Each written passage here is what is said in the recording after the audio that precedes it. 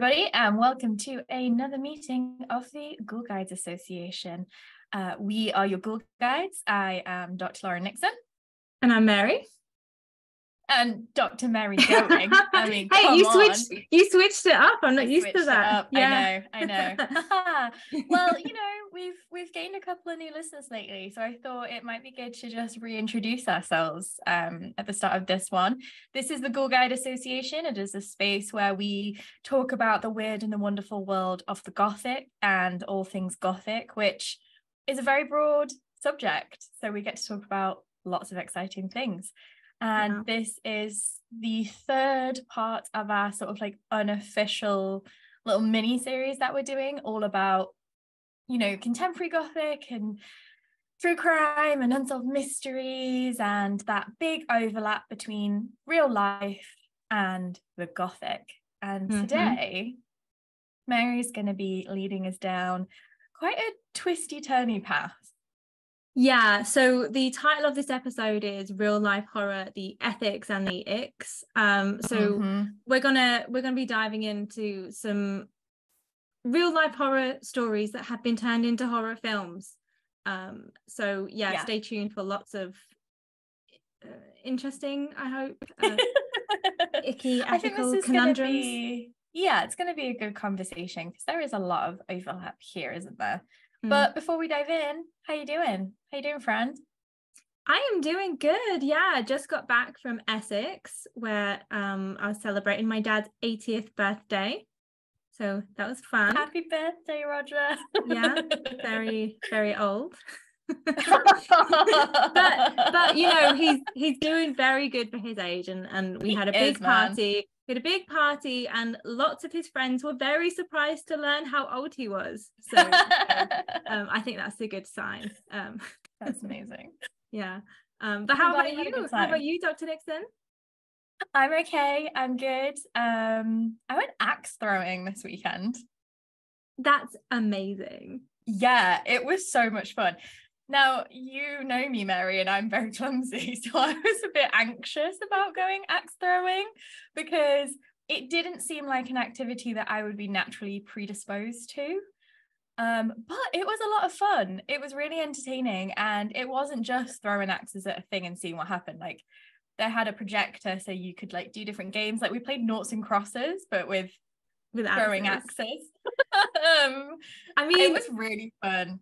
I'm so glad, and it honestly sounds amazing. Whenever anyone says axe throwing to me, I always think of, I can't remember what American like morning show it was.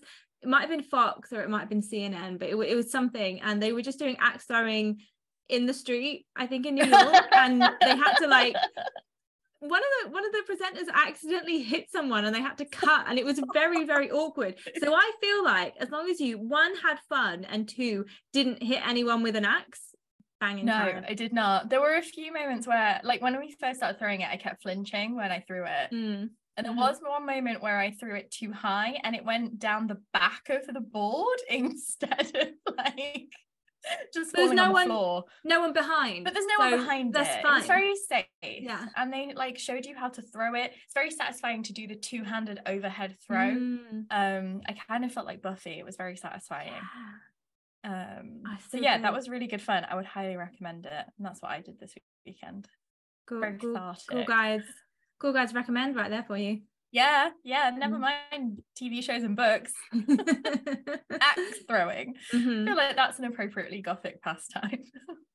Yeah, for sure. Yeah, it was really good fun. So set me up well for a week, really. Amazing. Fabulous. And okay, so on that note, I guess, shall we dive in with the episode? Okay, so basically in the last episode we discussed the Gothicness of true crime. If you haven't watched that episode yet, please do go and check it out, and if you want, pause this and go and watch or listen to that and then come back here. But yeah, so we talked a little bit about the Gothicization of true crime narratives and real life serial killers, from Jack the Ripper to Jeffrey Dahmer. And we also explored some of the ethical issues around this Gothicization, so the sensationalization of violent crimes, and also the transformation of serial killers into kind of Gothic anti-heroes, and all the kind of, you know, ethics and icks around, you know, making these people almost sexy and romanticized in that Gothic Byronic anti-hero way. So what I wanted to do today was to just explore that a little bit further. So yeah, this is going to be another ethical icky episode. But in relation to supernatural horror films, but specifically those that are based on real life events. So true crime, and especially dramatizations like the Netflix Dharma series, blur the line between fiction and reality. But I guess there is a difference with horror films. So what about when you have a horror film that exploits a true crime story? Like, how is that different? And how do we, as you know, how do we negotiate that blurring of that line? So I want to focus on, I guess, three main cases that have been used as the basis for supernatural horror films, and explore some of these ethical issues. These films don't claim to be accurate, so it, unlike the kind of dramatizations or true crime documentaries or podcasts, these are very much kind of, this is a fictional film, but they often have attached to them that kind of line, you know, based on a true story, on real events, inspired by real events.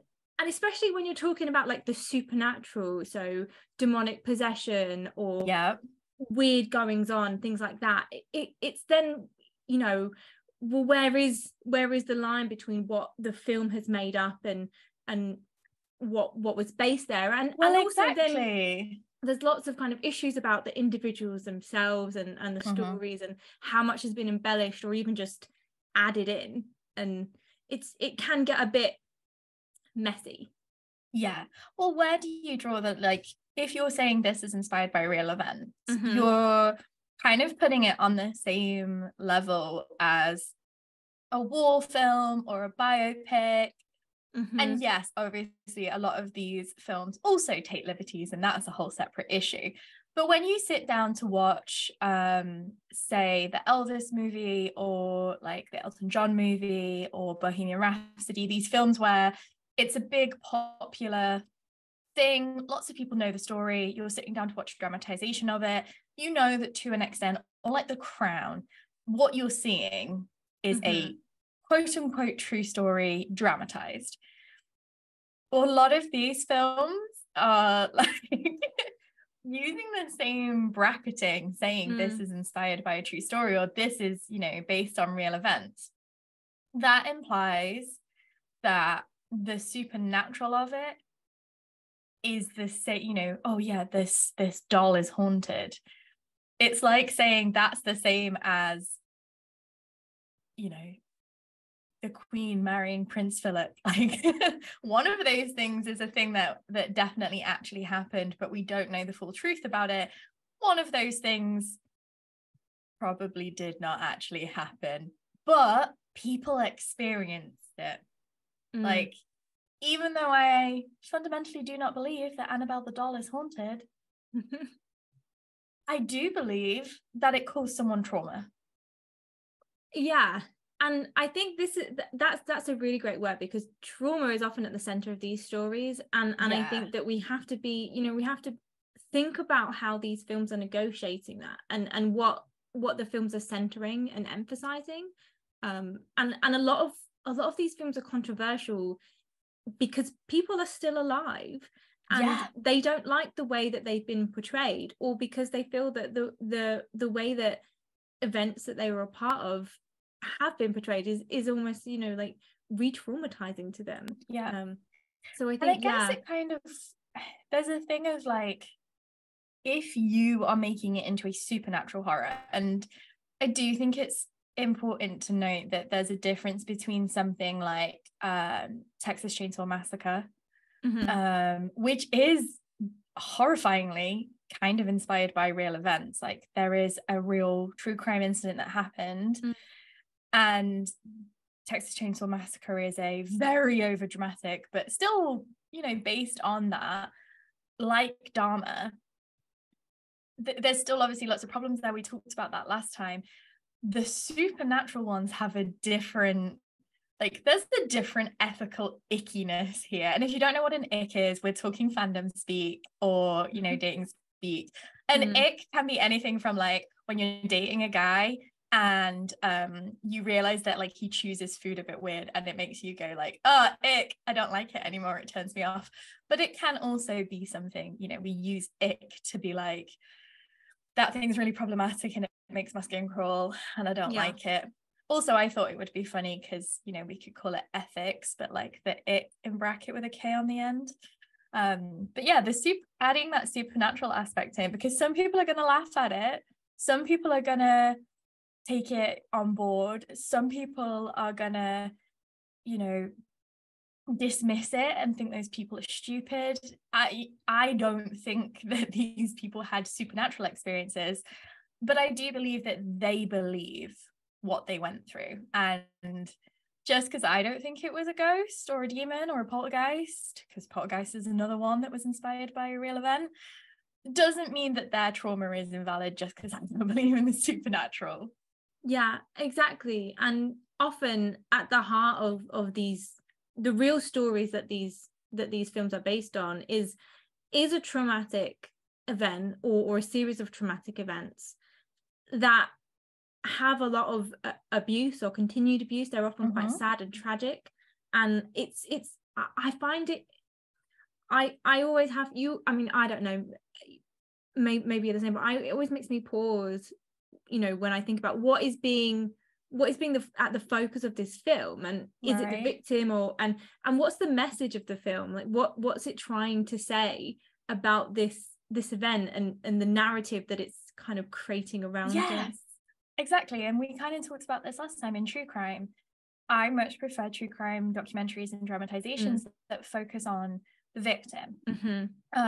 There's been a couple lately that I really enjoyed because they were exploring why did these things happen? How did it get to this point? Even the ones that are more centered on the perpetrators, like the Lori Vallow documentary, which is called Sins of Our Mother. I felt that it was very sensitively done because they talk to like her mother, her son, friends, and they are looking at what could have happened to make this person this way. And it's very sensitive to the victims. And I left that thinking like, oh yeah, I watched that not because I wanted to enjoy the grisly true crime of it all, but because I was interested and I feel like it's important to educate myself. And yes, I will acknowledge there's an entertainment factor to it. But horror in particular as a medium has a history of, and we talked about this when you did slashers, like with The Final Girl, there's a real tension between an empowering violence and a violence that is icky and is sexualized and makes you go, oh no, I don't like it. Like, I don't really, you know, the one that always changed my mind. Do you remember when we watched the remake of The Evil Dead? Yeah. The bit with the tree? Like, it's bad enough in the original.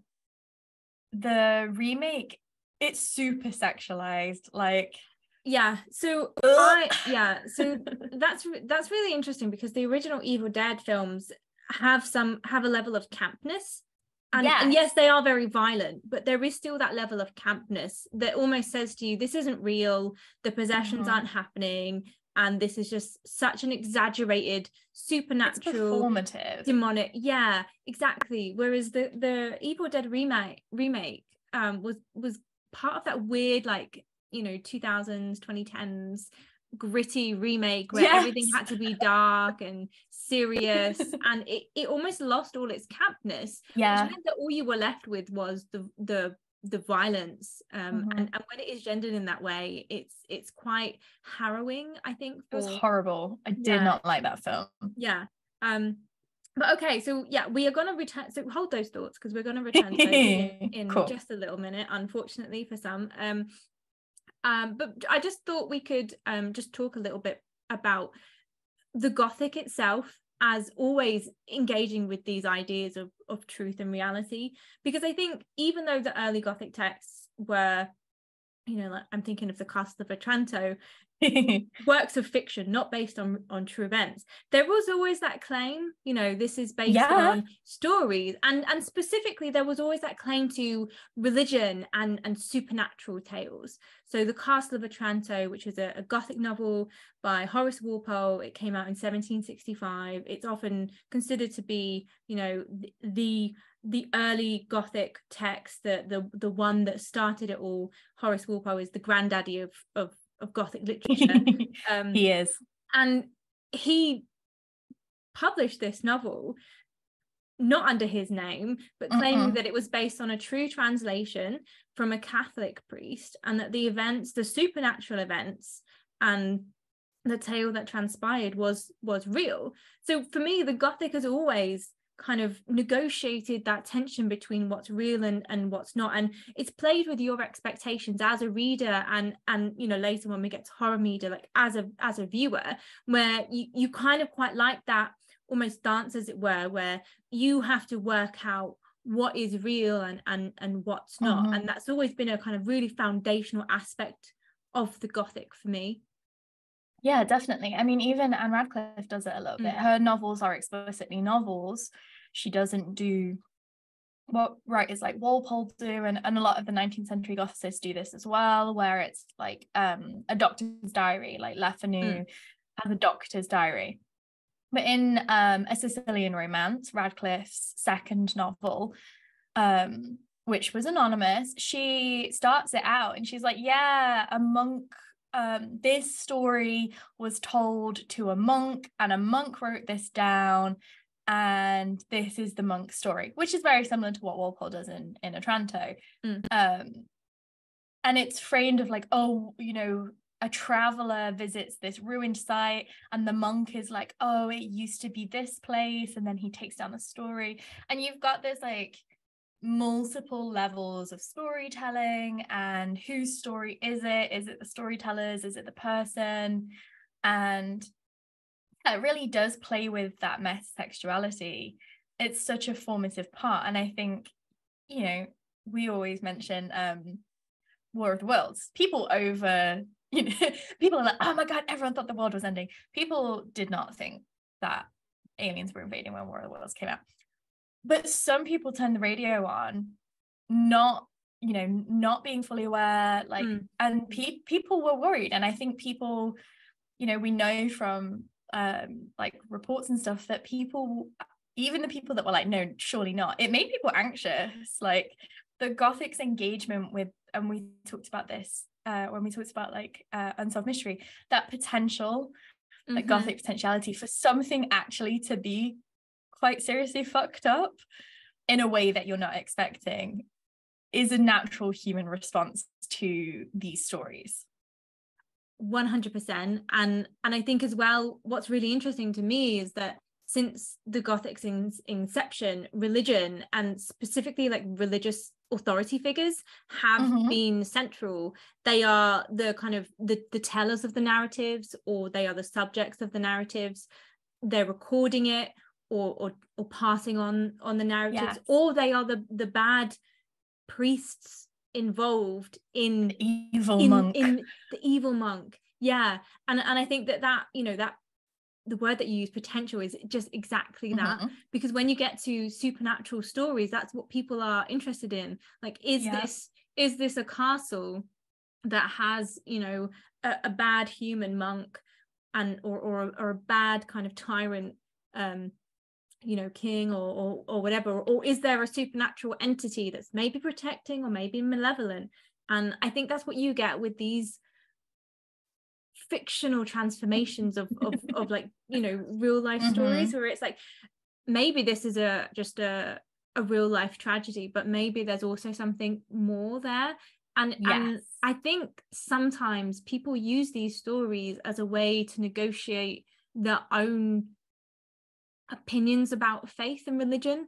Because, and I feel like you're going to take this is going to be a big part of it, but one of the things that I've always found quite interesting and doesn't fully sit comfortably with me, because as much as I am not someone who subscribes to religion, I have a lot of problems with organized religion.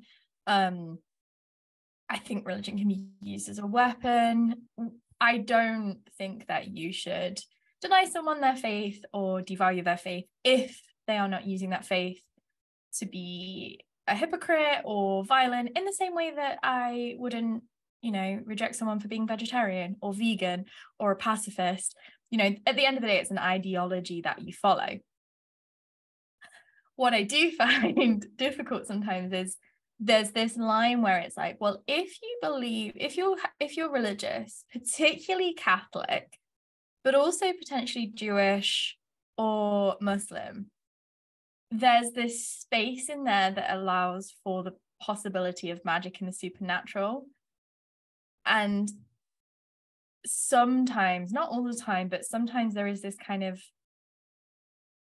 almost, I don't know how to phrase it, like, well, you've invited this on yourself because you're not secular, or this religion is on par with this evil, or the only way to combat this evil is to be religious. Like, again, it can be used conservatively, it can be used transgressively, but there's a very strange mashing together of religion and the supernatural in these films. And to an extent, that's fine. But when actually there was a person at the center of this that was scared, and a person that maybe was having an epileptic seizure or a nervous breakdown, and they've called for a priest because that's what they think is the right thing to do, and that priest ostensibly has tried to do the right thing and heal and comfort that person, it's icky. Yeah, it's weird. It makes me feel a little bit ugh. I think, yeah, no, I agree with you. I think a lot of, there's a lot of good that comes out of faith and religion. I'm not personally a believer in anything myself, but I do accept that, like, a lot of people find a lot of comfort and community in, faith or religious communities, and I think that's great. At the same time, as with any kind of, structure, whether it be political or community based, there's always going to be abuses of power. And I think that it's interesting that and we'll get to these in a minute, but like the films and the stories that they base them on, there's often this kind of abuse of power where people are in some kind of maybe unexplainable trauma. Maybe it's because of a mental illness, and they reach out for help, and they're not given help in the way that they need, and what they get instead is just more abuse. But yeah, okay, with that said, let's turn to our first section. So I've called this section Exorcism, Exploitation, and the case of Anneliese Michel. Oh, Anneliese Michel. Yes, so this may or may not be a case that you are familiar with, and you may have seen or heard of some of the films that we'll be talking about and not realize that it's based on this case. But I'm using this as kind of, I guess, generally to talk about these kinds of exorcism, exploitation films, because I think it's really tragic. This case always makes me feel sad. Me too. And I have many thoughts about this. But yeah, so stories of demonic possession and exorcisms have existed for literally millennia. And there is, of course, quite a few well-known stories in the Bible. Jesus is an exorciser or an exorcist, I should say. I have an image now of Jesus in like a headband and sweatbands, like doing his calisthenics. Like, come on, everybody, work those quads. I mean, exorcising demons, it's, it takes a lot of he had to get those abs from somewhere. I'm thinking about Grady Hendrix's Exorcism novel and film, where the exorcists are essentially young Christian gym bros, which is very funny. But anyway, I digress. So we might think about maybe the story of Jesus casting out all of those demons into a herd of pigs, and then the pigs like run off a hill and die, and it's very dramatic. But there are, you know, for thousands of years there are these stories, and if you want that specific pig exorcism story, you can find it in Matthew 8:28 to 34. Yeah. In recent years, these stories, and they're littered throughout history, but they've been reinterpreted in light of like medical and mental health diagnoses. So, as I think you've already mentioned, especially epilepsy and schizophrenia. So we can think about these stories and think maybe this person was just ill, really ill, and the people around them didn't know how to deal with them. Maybe they tried their best, or maybe they subjected them to more abuse. But it, you know, there's a natural explanation. It's not a supernatural explanation.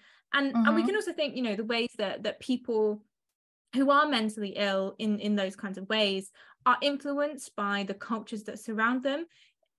They would, you know, lean into those religious kind of stories of demonic possession. There is a reason why when people are suffering with psychosis, one of the most common delusions in psychosis is that either they are the reincarnation of some religious figure, often Jesus, because there's such a strong prevalent idea that Jesus is going to come back, the second coming, or they think that God is talking to them directly. Because again, if you grow up or are surrounded by a particularly Christian culture, it does happen in others, but you know, my experience is very westernized, so I wouldn't want to speak to others, but there is a reason why most psychoses are either about being watched or spied on, because that's something that we have a very modern anxiety, like founded anxiety about, or they are very kind of like religious tinge, like God has told me to do this, or Jesus has appeared to me, or I am Jesus reborn. And a lot of the research suggests that if you then subject a person who is having that kind of delusion, or thinks that maybe they're possessed, or is hearing, or is, you know, experiencing schizophrenia and is hearing voices, they're going to think that that's demons. And if you like say, yeah, it is demons, like Beelzebub is speaking to you and he's like, get 2 bagels, that reinforces that delusion. It doesn't cure the delusion. It doesn't help you get over the delusion.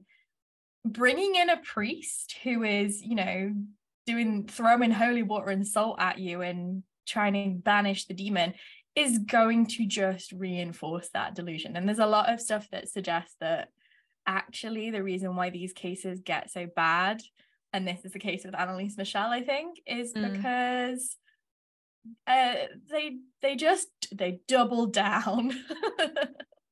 That's exactly what I think is, you know, what makes the story of Anneliese Michel so tragic. So Anneliese Michel was just 23 when she died in 1976, and I think that it's always tragic when someone dies that young anyway. But her, you know, you said her story's so horrific and it's so tragic. It's, you know, I think it's just sad because she really didn't need to die. And no, in the kind of autopsy they said that even if she'd had medical treatment up until like a week before her death, she could have lived. Anyway, that's the kind of end story. So I just want to get that out of the way. And also, by the way, maybe we should put a content warning on this episode for, you know, discussions of you know, violence and abuse and potentially religious trauma and kind of mental health. I think it's probably, we'll put something in the comment description. But I think before we dive in any further, it's probably a good idea. So Anneliese was German, and she'd been brought up in a really incredibly devout Catholic family. And when she was 16, she experienced a seizure. And obviously, you know, her family did what any family would do. You take them to the hospital, to the doctors. And she was diagnosed with epileptic psychosis, which was caused by a temporal lobe epilepsy. So she was quite ill. I know some people with epilepsy. It's something that's quite, difficult thing to manage. But I think when Yeah, you it's also a have very like kind of serious disorder. yeah, and when you have psychosis as well, it's just it's very you know, physical and yes, demanding and yeah, yeah, can and can be quite traumatic to watch as well. yeah, if you see someone, epileptic fits can damage your brain function. Obviously they can also be quite painful because you can fall when you fit. yeah, And it's also one of those disorders that presents very differently in different people. There's a huge spectrum to epilepsy disorders, but you can have things like absence seizures, where you know, hallucinations. There's times when like the brain's not really getting any oxygen. It's a very complicated neurological disorder. yeah. And given how little we know about how brains actually work, I mean, you know, it's one of those things where it's like we just don't even know the extent to how much the brain is affected and how much it's damaged during and after seizures like and this that. was the 60s, like when she's having these experiences. Yeah. And I also think, exactly like we were saying, I think her religious upbringing and her own personal faith and her experience with Catholicism began to interact with her illness in a way that she kind of interpreted her illness through that really devout religious lens. So by the time she was 20, she had basically become intolerant of lots of different religious items. So crucifixes and holy water, you know, she'd walk past them and she'd flinch, or she felt like she couldn't go near them. She also didn't like to spend time in sacred spaces. So she described going to some churches or some like religious gardens, seeing people. They were having a great time, but in her head she was almost having like delusions and seeing their faces as demons or animalistic. She also started to hear voices, and again, if you're in that kind of religious context where hearing voices is bad and no one else is hearing voices, you maybe start to interpret that as demons, and maybe the voices were, you know, the voices that she were hearing were influenced by that religious context, or she was interpreting what they were saying or what she was hearing through that lens. She also began to be physically aggressive. She started to injure herself. She drank her own urine. She started to eat insects. She also began to growl, and she claimed that she was even seeing demons. So I think what you have is something really sad and tragic that's made even more sad and tragic because it was influenced by such a devoutly religious upbringing. And I will say that I think there are a lot of people and a lot of ex-Catholics say this, where there is a lot of trauma that's associated with that religious upbringing because of the emphasis on violence and sin and damnation. You have crucifixes everywhere. The kind of lessons and stories that you're told, you know, if you're not good, then you're going to go to hell and burn for eternity.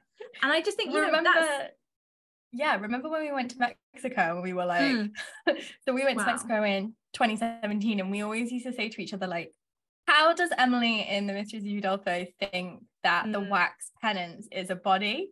And then we went to these churches and cathedrals in Mexico, and there was multiple times where we would turn a corner and jump, because in that split second, that wax figure that was often like Jesus having come off the cross, like the wounded Jesus, or there was a lot of martyred saints, like very violent, like they were bloody, and there wasn't just one, there was like multiple and obviously Mexican Catholicism is quite different to German Catholicism, but that's a tradition across, you know, multiple denominations of Catholicism of having these very violent, very gory images as part of the system of worship. I think it always makes me pause when you have, especially now, you know, in the context of the UK, but specifically America, you know, these discussions about banning books and books that aren't appropriate for young children. And obviously I think that is completely ludicrous. We shouldn't be banning books. We should, however, be considering whether the material is age appropriate. And I do think that specifically the violent stories within the Bible and surrounding, you know, the story of the crucifixion are not age appropriate, really. No. And as I said, like, there are lots of people who essentially have trauma and almost, you know, sometimes PTSD because the stories were told in such a way, and they had so many violent images surrounding, you know, the religious narratives that it's really traumatized people. And when you add in mental illness, it's such a psychosis. It's such a difficult balance. Like, I know that certainly when I was young and my illness first started developing, it was definitely tied to things that I'd been consuming and things that I, you know, things that I was really into and interested in. And those things, you know, when you're young, they shape you. She was 16 the first time this happened. Yeah. And what I always thought was really interesting about this one is that, so there's recordings of her. They are creepy, let's be honest. Like, even just supernatural demonic possession aside, the fact that a young woman is making these sounds and these noises and saying these things is quite distressing. If you watch the BuzzFeed Unsolved episode, they play a couple of them. That's quite a good one to watch. But one of the things that they were like, oh, she must be possessed, because how could she possibly know the names of these demons? And it's like, she was raised in a very devout household. There's texts about demons and demonic entities alongside, like, this is part of the theology. It's not. I always remember thinking, like, oh, no, I'm sure she would have come across it. Like, her knowing the name of this obscure demon is not strange to me. there's one recording, I think she named 6 or 7 demons that are supposedly, you know, who are supposedly possessing her. One of them is Lucifer. But another one is Nero, and another one is Cain, and another one is Hitler. So I mean, she's German, and it's the late 1960s, early 1970s. Yeah.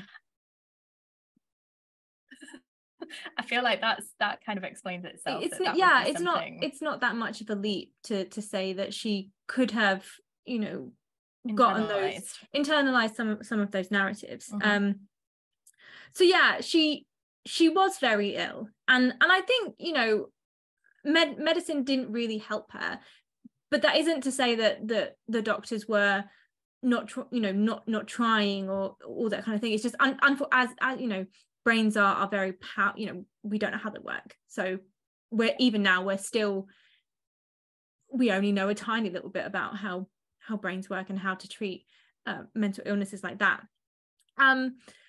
Unfortunately for Anneliese, however, her family became convinced that she was possessed, and so they turned to the Catholic Church for help.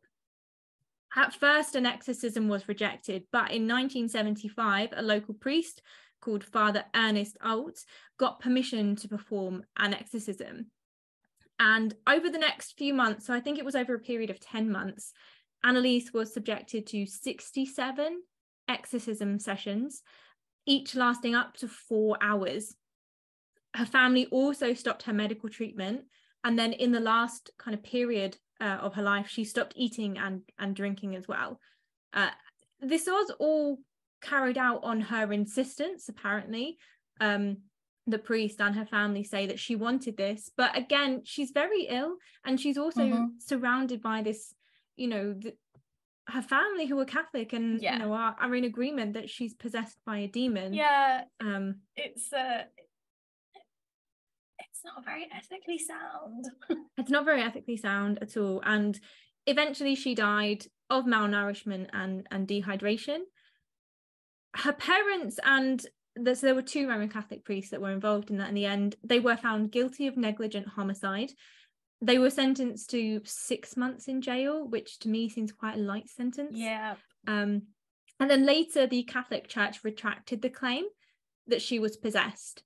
So obviously, in order for the Catholic Church to sanction an exorcism, they have to agree that an individual is possessed. And later, partly because of the bad press that had come out of this case, they were like, oh yeah, no, sorry, we take it back. Take it back. Take backsies, no demons. Yeah. So what remains, you know, if you take away that kind of sanctioned possession story, is just a, you know, a story of neglect essentially and abuse. And like you say, some of the recordings are just really horrifying. They're not pleasant to listen to at all. And she had a correspondence with Father Alt, and in one letter she wrote, I want to suffer for other people, but this is so cruel. And it's just, you know, it just makes you sad, doesn't it? Like, it does. What a horrible, it does. Horrible life. So yeah, that is the story of Anneliese Michel. But the cruelty of her suffering hasn't really stopped. And essentially supernatural films pick up on her story. Yep. and exploit them. So now let's talk about those for a little bit, because you know, I think this is where you really get even more exploitation. So she was kind of exploited and abused in her lifetime, and then afterwards her story has just been transformed into these, you know, horror films that are based on real events. So to date there have been 3 films that are loosely based on her story. You have The Exorcism of Emily Rose, which came out in 2005 and which also focuses on the subsequent court case. You also have Requiem, which came out the following year in 2006, which was a German drama. And then you also have Anneliese, The Exorcist tapes, which came out in 2011. I think this one is interesting because it came out the year after The Last Exorcism, which is also a found footage film. And it also focuses on, you know, a young girl who is possessed. And these both kind of have that kind of weird found footage aspect to them. Well, I know that The Exorcist, as in the 70s movie, like, is not based on this case. It's based on a different case that actually also is technically true, but I can't remember if it came out after she died, didn't it, The Exorcist? But again, the fact that they changed, because the original story that The Exorcist is based on, it's a boy. And obviously they switch it to a girl. There's something about Anneliese that I think the gendered aspect of the horror, that it's a young girl. It's like, it makes the horror more horrifying, but then it also makes the ick more icky. I agree with you. And yeah, we'll get onto that in a minute, but we're just going to focus on one of these films just because I don't have time to talk about them all. So The Exorcism of Emily Rose. Let me guess, Lauren, you haven't seen it. I have not seen this movie. So just in case anyone else listening hasn't watched this film, it shifts the narrative from Germany to America. So it takes place in America, and it focuses on a girl called Emily Rose, who is the Anneliese kind of figure. She is a student, and in the film's narrative, she's already died. And the narrative is essentially a court case where the priest is being charged with negligent homicide following the attempted exorcism of her. So it is quite similar to the Anneliese Michel case in that, you know, it has a court case and there is the priest at the center of it, but it specifically takes place once she's died, and you only really see her and the possession parts of it through flashbacks, but they're all part of narratives that are told by the priest. Also, quite a lot of the dialogue, so there's obviously all those kinds of weird contortions and horrible screaming, and quite a lot of the dialogue that's screamed by her when she's possessed is actually lifted straight from the audio recordings of Anneliese Michel, which I think is icky, isn't it? It's icky. Like, get your own dialogue, make your own stuff. Like, you knew. The thing that got me about The Exorcism of Emily Rose, obviously I haven't watched it because I can't handle horror, but also just, you know, when I was, as I like to do, I read the plots on Wikipedia. Yeah. What I just did with Knock at the Cabin. I see the trailers for them and I go, I'm not going to be able to watch that. Yeah. But the thing that I thought about The Exorcism of Emily Rose was, you knew enough to know that it was problematic to dramatize this story, but ultimately you still wanted to. And changing it from Germany to America, and I think they slightly modernize it, don't they, is not so much because you're trying to be respectful, it's because you were trying to appeal to an audience. Yeah. So yeah, a lot of the reviews of these films say that it's kind of part horror film, part courtroom drama. And I think that in that way, it shifts the focus from Emily Rose or Anneliese to the story of the priest. And then he's being represented by a lawyer who is agnostic. And then much of the film then becomes like this kind of weird, you know, debate about religion and the tensions of that. And also, you know, trying to present the priest in a good light. And this is, I think, is there are two things that I really have issues with this film about. One, which is the decentering of the victim, and she's, you know, they really play up this martyr kind of storyline in the end. There's this whole stigmata thing, and I think if you go back to that quote that I read from Anneliese, you know, I want to suffer for other people, but this is so cruel. They add in this story where she's visited by the Virgin Mary, and if she accepts the suffering and then dies, then she'll get a place in heaven. And it's all very complicated and unnecessary, really. And then you also have the way that her words are used in those kinds of traumatic flashbacks. But then what you have is the kind of, here's this nice Catholic priest, and he was just trying to do just doing his job, and this poor guy, no one believes him. Which I think is one of the most troubling aspects about these kinds of films, in the way that they often push a small c conservative religious narrative, where it's like, at the heart of it, whether the supernatural events are real or not, these priests or these religious authority figures are just trying to help. And I think that we have to question that when it comes to these kinds of, you know, cases and individuals. So there's one review that I quite liked.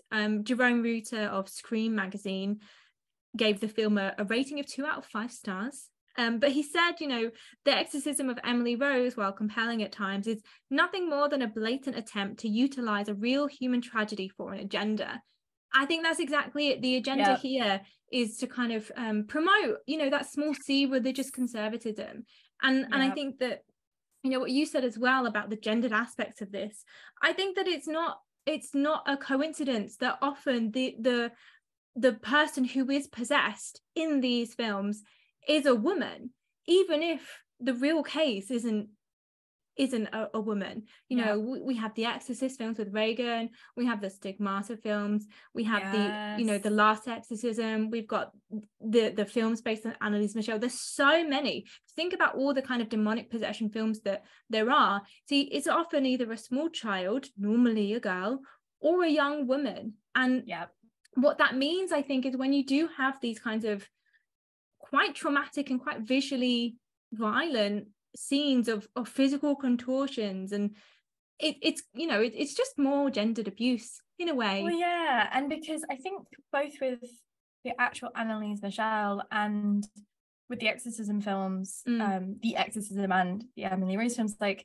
there is a sexualized aspect to it that connects female sexuality to the demonic. That is, you know, I'm not the first person to say that by any means. That is like a well-known trope, but it's just gross. I don't know. I mean, I've got more to say, but I'm going to kind of wait until you like move on to the other films. But I think that's the thing that you know, this is someone who had her agency taken away, because even if it's true, we don't know if it's true that she asked for that type of treatment, but her ability to consent to that, her understanding, like, was she manipulated? We don't know. So we should respect that. And the only thing really that should ever be done with that is a documentary that looks into how that happened, or a dramatization similar to something like Under the Banner of Heaven that's very contemplative and is didactic in a way that is just trying to explore without, I mean, everything has bias, but a conscious bias over the top of it. I agree with everything you've said, and I think as well that kind of leaning into potential sexual assault is there. So with the last Exorcism, which isn't based on Anneliese, Michel, but it came out in 2010, one of the UK posters was banned from general release because a lot of people complained that it depicted the possessed girl in a way that looked as if she'd been sexually assaulted.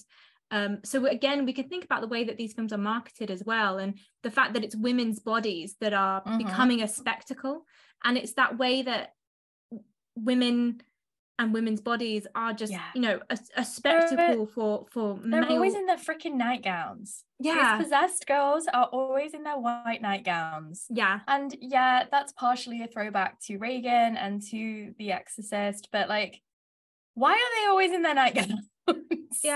I know it's ridiculous, but I think that we should always, I think, pause and think about these kinds of ethical issues, because as much as we might want to just watch a film and enjoy it, I think when it comes to films that are based on true stories, like it can be a bit icky.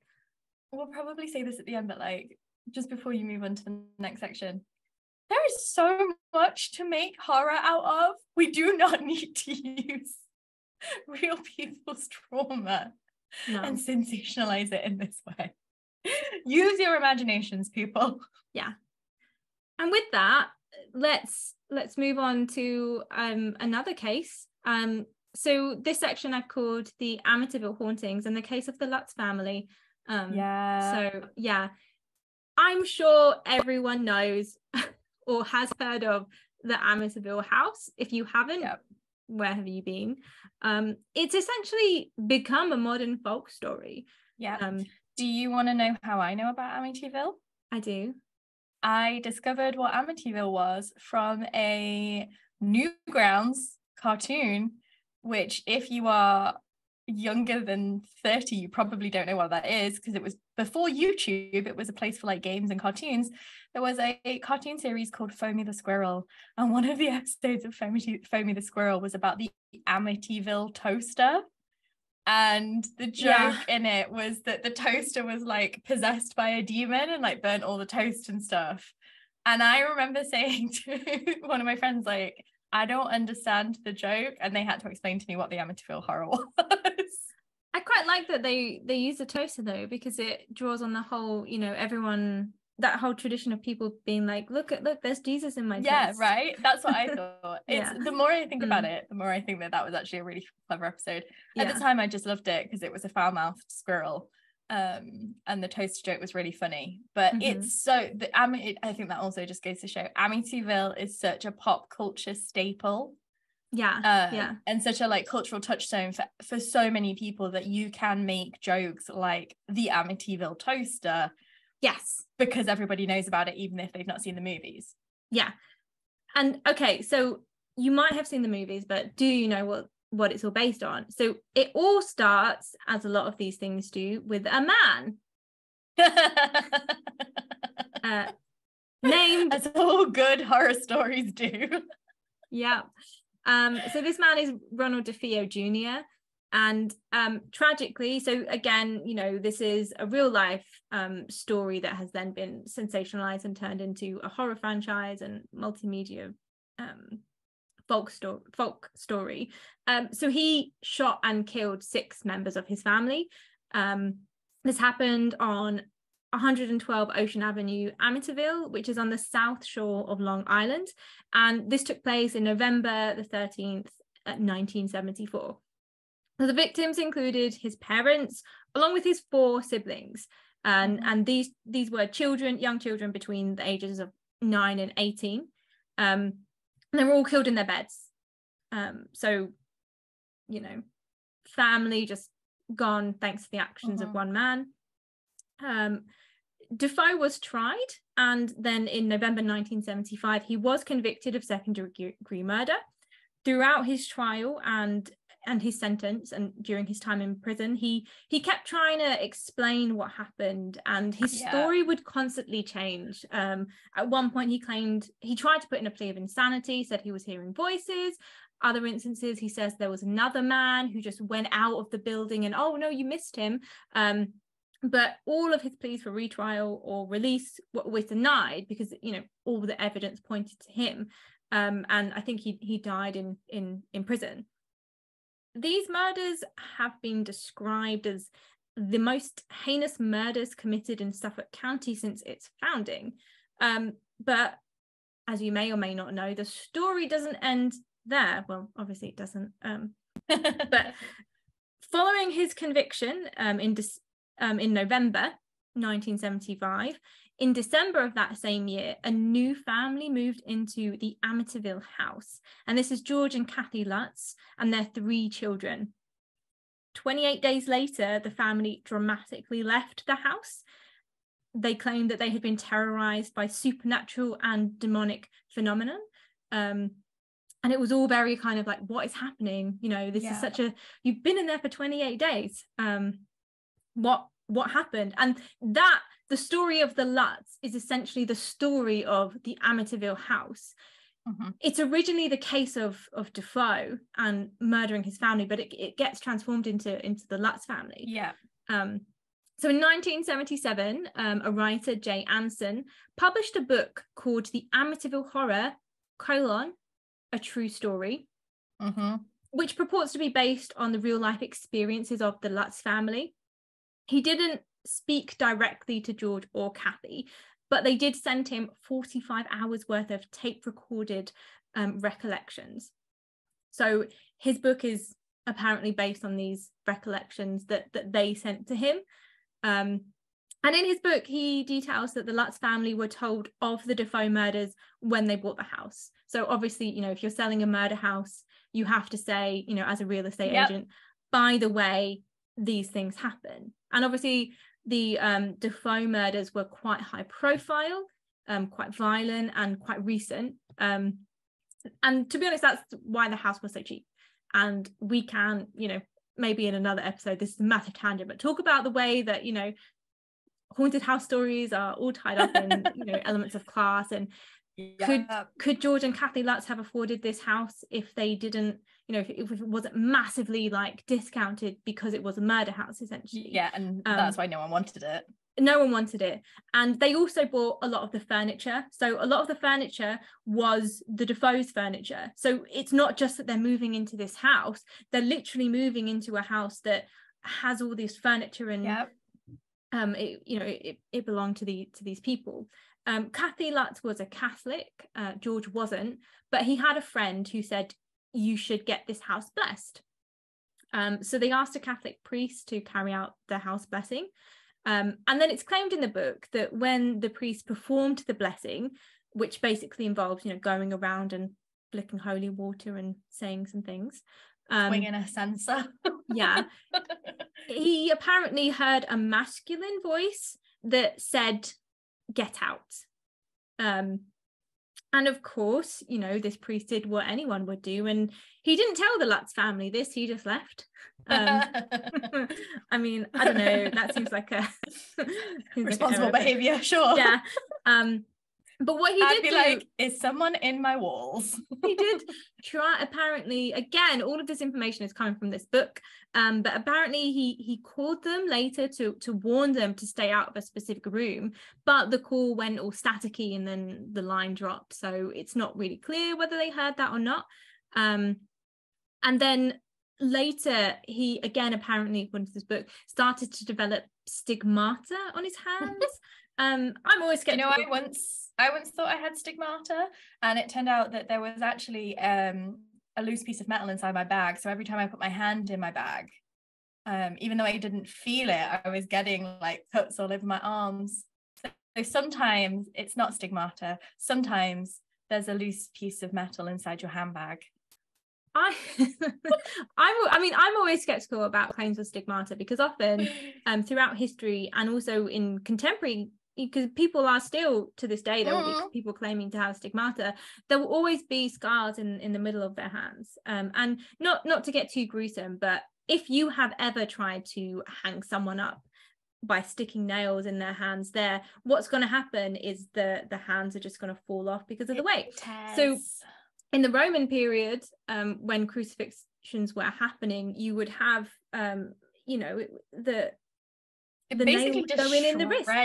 It shreds all the ligaments and everything. But if it was genuine stigmata, the scars would be on the wrists, not on the palms. So that's one way, if anyone wants to do some investigating, or if someone claims that they have stigmata scars, and basically stigmata, mine were on my wrists. Stigmata is where you start to experience the wounds of the Christian Messiah during the crucifixion. So there are the wrist scars, scars on the feet, the wound in the side, and also the kind of scars because of the thorn. You sometimes see in horror films they'll be stop bleeding from above their eyebrows, and which looks cool aesthetically in a horror film. But so this priest claimed, again according to this book, that he had he was starting to get maybe stigmata wounds on his hands, or it might have just been needed some of maybe some E45. So by mid-January, the Lutz family engaged another priest to perform another house blessing. So you're thinking, okay, maybe if we're thinking that this book is correct, they've been experiencing some stuff, so they just want some more reassurance. But this was to be their last night in the house, and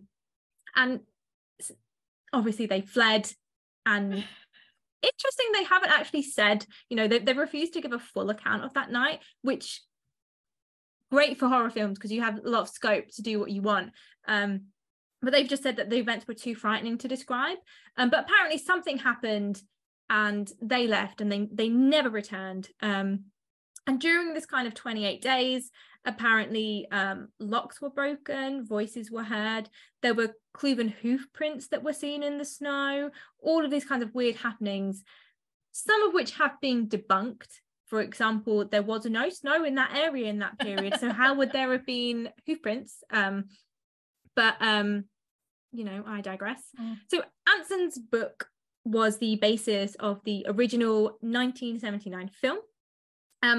This book has led to several controversies and even lawsuits because, claims, and apparently people have said that his claims are wrong or that his book contains inaccuracies. During one of the lawsuits, the father that was involved in blessing the house stated in an affidavit that his only contact with the Lutzes concerning the matter had been via telephone, although later we find out that he said otherwise. So, who knows?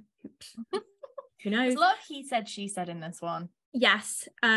Also, George and Kathy Lutz filed a lawsuit against William Weber, who is Anson's lawyer, along with another writer, and also Good Housekeeping magazine, the New York Sunday News, and the Hearst Corporation, citing misappropriation of names for trade purposes, invasion of privacy, and mental distress.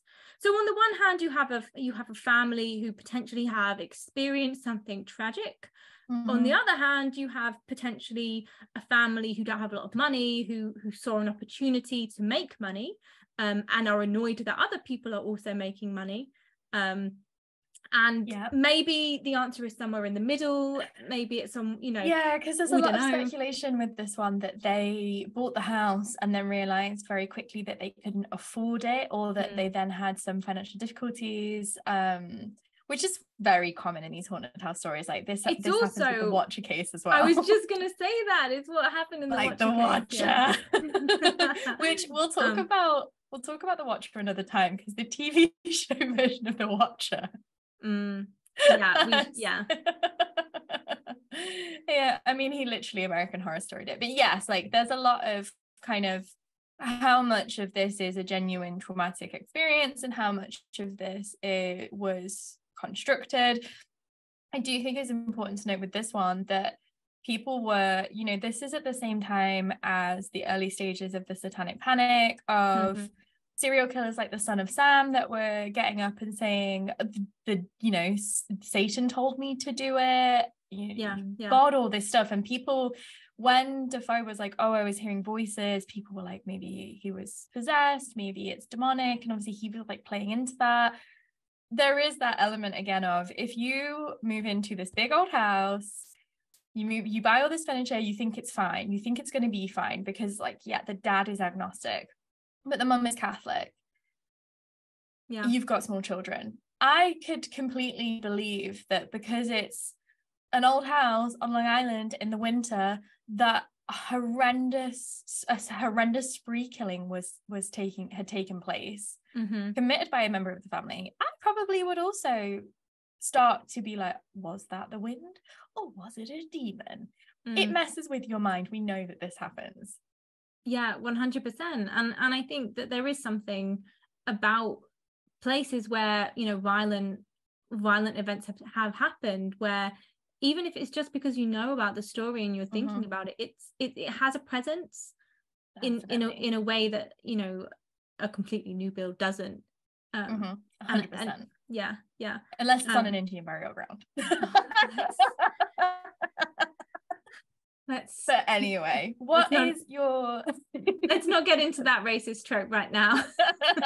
We'll save that for another time. But yeah, okay. So William Weber, who is the lawyer for Anson, who wrote the original book, has stated, I know this book is a hoax. We created this horror story over many bottles of wine. So he has basically suggested that the entire Lutz Amityville haunting story is completely made up. However, both George and Kathy Lutz maintain that the events were mostly true. But then you have the thing of how much are they misremembering and how much have they convinced themselves of over time? Well, this is the thing. Kathy Lutz, I think, has gone through lie detector tests, which have said that she is, telling the truth. But just because you think you're telling the truth doesn't mean that what you are saying is a fact. No. And you can trick lie detector tests. Yeah. Oh, yeah. Pop a Valium and it'll be fine. Yeah. So this is the start of Amityville as a kind of folk horror story. To date, in the original Amityville horror series, there have been 10 films spanning 1979 with the original up until the most recent entry, Amityville The Awakening, which was released in 2017. These include sequels, prequels, and also a remake. There are also at least 27 other films on top of those 10 that carry the brand name Amityville. And I think that it's really, with this case especially, Amityville is a brand. There, as well as these films that I would talk about, there are also loads of books. So Anson and then also other people have continued publishing books. And as you say, it's just become such a kind of mainstay in popular culture that it's even getting into children's cartoons. But yeah, so some of these 27 other films are based on the original book, the 1977 book, but some are just more loosely connected. And since 2011 in particular, there's been a weird revival of this brand, and there's been a massive tide of low budget emphasis on low budget. Emphasis low budget horror films, straight to video, that have been very, very loosely inspired. So these include 2013's The Amityville Asylum, 2020's Amityville Island, also in 2020, Amityville Vibrator, also 2020, Witches of Amityville Academy or Amityville Witches, 2021's Amityville Cop, sure, 2021's Amityville Vampire, maybe my favorite, 2022's Amityville in Space. There's also 2022's Amityville Bigfoot, and also 2022 saw Amityville Karen. So, I mean, that one does sound terrifying. yeah. So basically what you're telling me is that Amityville like extended canon has become Sharknadoed. yeah basically. There is nothing that Amityville cannot be attached to, I have learned. And I think part of it, I have thoughts about why 2011 is probably the point of like rebooming, but I'm not going to go into it because I think you're going to mention it next, of a certain set of films. Possibly. I also, before we get into that, I'll also posit another thing. I listened to a Grady Hendrix film talk recently where he was talking about like haunted houses and things, and he posited the idea that, you know, houses are tied to economic crashes. And I think that one of the reasons is just that since the 2008 financial crisis, we've been obsessed with these kinds of stories about haunted houses and there being something wrong with houses, because we don't want to admit that maybe through no fault of our own we can't afford them, or, you know, we're stuck with a house that creaks because we can't afford one that doesn't. Or like we have to be suspicious of like, affordable housing. Well, exactly. So I think the Amityville kind of franchise is interesting, and you know, it raises a lot of questions. You know, how important are claims to real life events? Because some of the recent editions are just don't seem related at all. They're just using that brand name. And also, like, you know, can we separate real life events from the folk horror stories that emerge from them?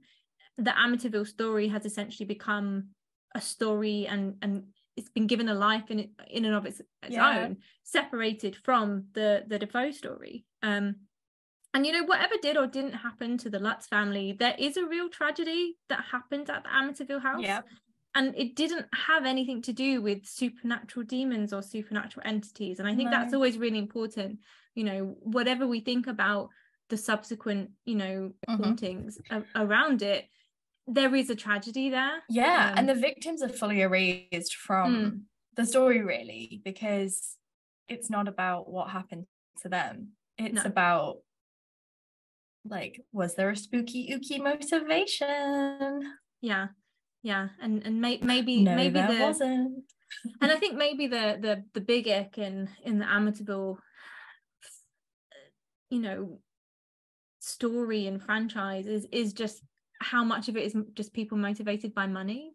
But so you kind of alluded to it a little bit, and I want to just very briefly finish on another kind of film franchise that also incorporates the Amityville haunting, and that is the Conjuring franchise. And this will be just quite brief, but I think that it is important to talk about, you know, the Conjuring franchise as a kind of franchise that has made itself off of the real life events and real life people, and that is, you know, Ed and Lorraine Warren, who are perhaps the most notorious ghost hunters of modern history. So the Warrens did investigate the Amityville house in 1976, and it's that kind of investigation that the first Conjuring film is based on. And before setting, you know, so the Conjuring film came out in 2013, which I think, you know, also helped with the implosion of Amityville related films. But Lauren, I want to ask you a question here. Do you know what the original film was going to be called? No, because the first Amityville film is called the Amityville Horror, isn't it? And a lot of people didn't know when The Conjuring came out that it was about the Amityville case.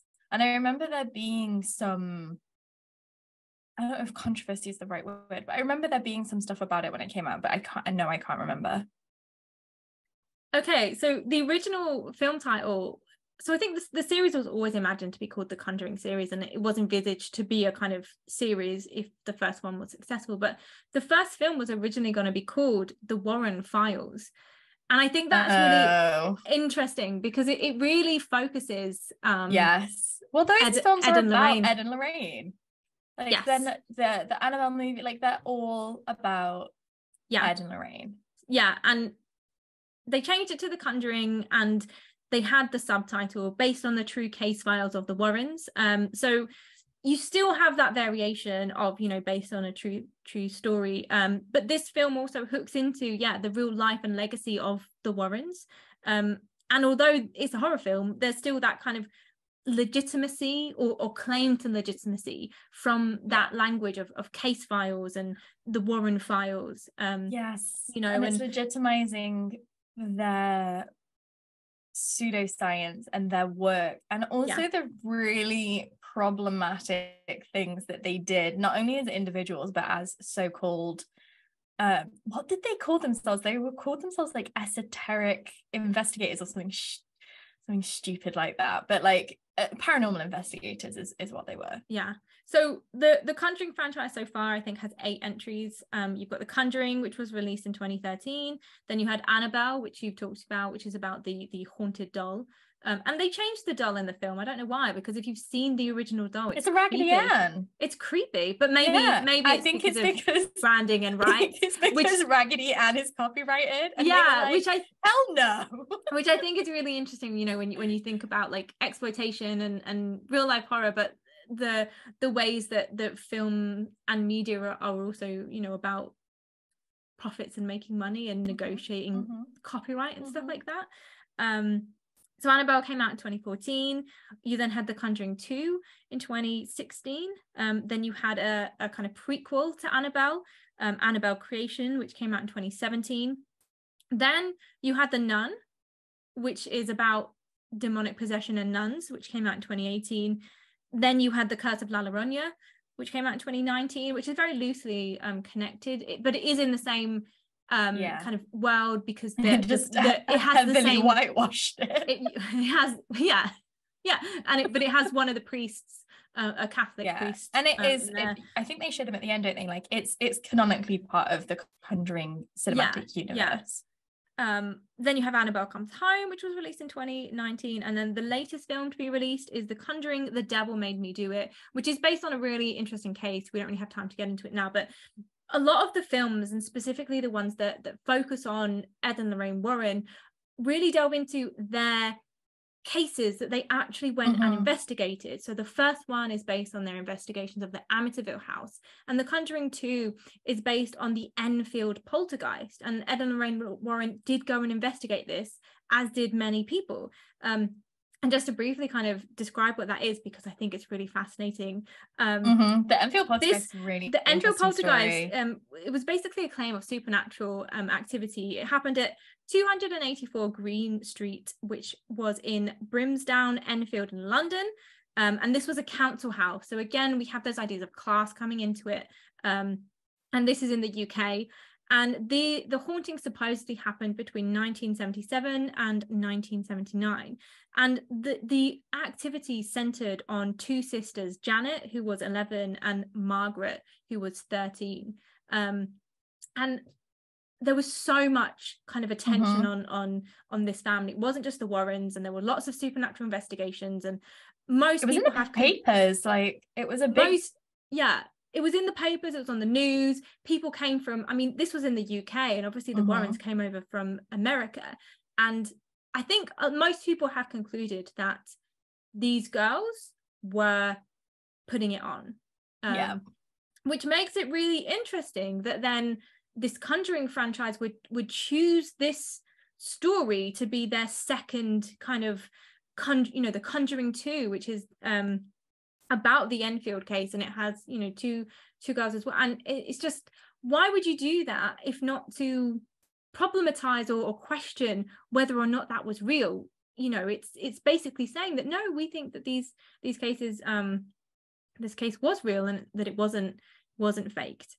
Also, just because I think it's really funny, the Enfield poltergeist was also the basis for Ghostwatch, which aired in 1992. And if you haven't seen this, you should go and watch it. It's really good. It's a mockumentary made by the BBC, and I will give the BBC so much credit for this.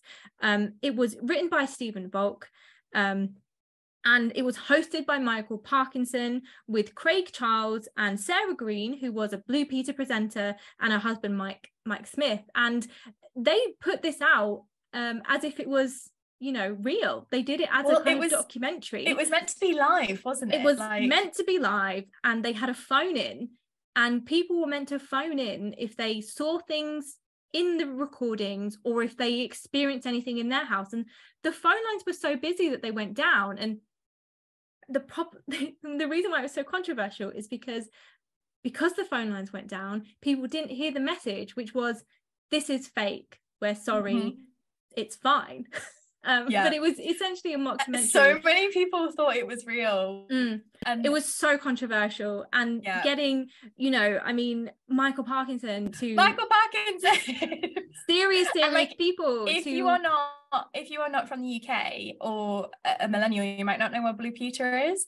Blue Peter was a children's program that was on kind of after school, and it was just very BBC. It was very legitimate. It was a huge fundamental part of British childhood. So to have a BBC presenter on it, like, that's a children's icon.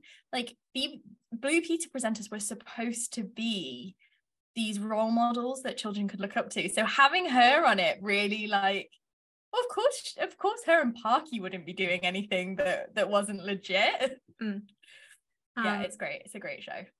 But yeah, I think that it's really interesting that the Conjuring 2 is based around the Enfield poltergeist, which has been subjected to a lot of media attention, but also scrutiny. And you know, there's other cases that they've taken from you know, the Warrens' case files. They did have a lot of conversations with the Warrens, and I have to say, I enjoy the Conjuring films, but what irritates me is that they seem to have an agenda, and that agenda seems to be promoting small c conservatism and this kind of religious narrative. It really irritates me. They cast Patrick Wilson as Ed Warren and Vera Farmiga as Lorraine Warren, and these are both very sexy people. They're hot. There's like whole skits. There's a whole episode of Girls about the fact that he is incredibly hot. And he's so hot that you would just trust anything that comes out of his mouth. And I watch these films and I'm like, yes, I 100% believe you, you know, actor playing Ed and Lorraine Warren, and I want you two to be okay, and please, you know, cast out the demons and all this kind of stuff. But ultimately what they are, I find it really interesting. The whole franchise seems to be supporting and advocating for, you know, that kind of nuclear family unit and, you know, Christian values and conservatism in a way that I find quite troubling, especially because they have sexy Ed and Lorraine Warren, and because the people that they are based on, as you have said, are quite controversial people. Ed Warren, I'm going to say it, was a terrible person. And we will talk more about this next time, and we'll dive into this, but and we'll talk about it more, because it is really interesting. And obviously they have a museum now, and the Annabelle doll is there, and you know, they have been legitimized not only by pop culture but by the Conjuring franchise. And Ed Warren was not a good guy.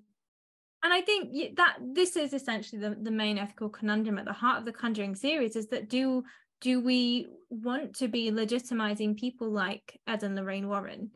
And I guess that's a good place to end, and we can pick this thread up in our next episode. And if you have any thoughts about Ed and Lorraine Warren, the Conjuring series, or any of the films that we've talked about, then please do get in touch. Please let us know. Or if you know what the Amityville toaster is, and you also remember Fame of this Girl. Foundational part of my teenage years. Well, thank you for that, Mary. I think obviously, because we planned it this way, this series has flowed fantastically. It's not just happenstance and good fortune. it probably is. But yeah, I think we will definitely talk more about this next time. We will unpack the ickiness around the Warrens and around these types of museums and these types of, you know, this ongoing pop culture fascination. That's not the word. But in the meantime, you can find us on Instagram. You can find us on Twitter. You can like and subscribe on YouTube and on Spotify, Apple Music, Google Play, and Anchor. Let us know if there's anything you want us to cover within the wonderful world of the Gothic in future. And until next time, stay safe and stay spooky. Stay safe and stay spooky.